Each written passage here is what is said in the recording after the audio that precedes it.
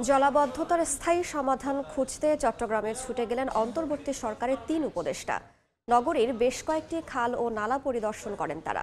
বলেন, জলজট নিরসনে ব্যর্থতার দায় এড়াতে পারে না সংশ্লিষ্ট সংস্থাগুলো। এবছরের মধ্যেই দৃশ্যমান উন্নয়ন দেখতে চায় সরকার। নুরজামাল আতিকের ক্যামেরায় শফিকুল আলমের প্রতিবেদন।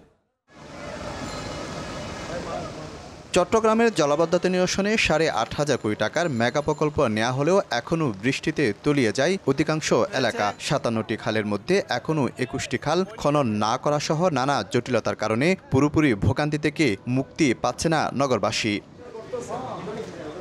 এমন বাস্তবতায় নগরীর দীর্ঘদিনের সমস্যা জলাবদ্ধতার স্থায়ী সমাধান খুঁজতে ৩ উপদেষ্টাকে বিশেষ দায়িত্ব দিয়েছেন প্রধান উপদেষ্টা ডক্টর মোহাম্মদ ইউনুস। দ্রুত পদক্ষেপ নিতে শনিবার বিকেলে চট্টগ্রামে ছুটে যান ৩ উপদেষ্টা। পরিদর্শন করেন নগরীর জামাল খান খাল, মির্জা খাল ও বারৈয়ার খাল সহ বেশ কয়েকটি খাল ও নালা। উপদেষ্টারা জানান, জলাবদ্ধতা প্রকল্পের ব্যর্থতা এড়াতে পারে না কোনো সংস্থা।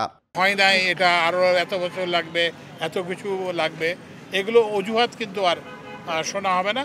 তাদেরকে এটা দায় দায়িত্ব নির্ধারণ করতে হবে এবং যে ব্যর্থতার যে দায় দায়িত্ব সেটার যে খেসারত সেটা তাদেরকে দিতে হবে। আমাদেরকে বুঝতে হবে এই বছর কি হবে, পরের বছর কি হবে এবং তার পরের বছর কি হবে। প্রকল্পটা যদি আমরা দেখি মানুষের কাজে লাগছে তাহলে অব্যাহত থাকবে, আর যদি দেখি মানুষের কাজে লাগছে না তাহলে আমাদেরকে চিন্তা করতে হবে।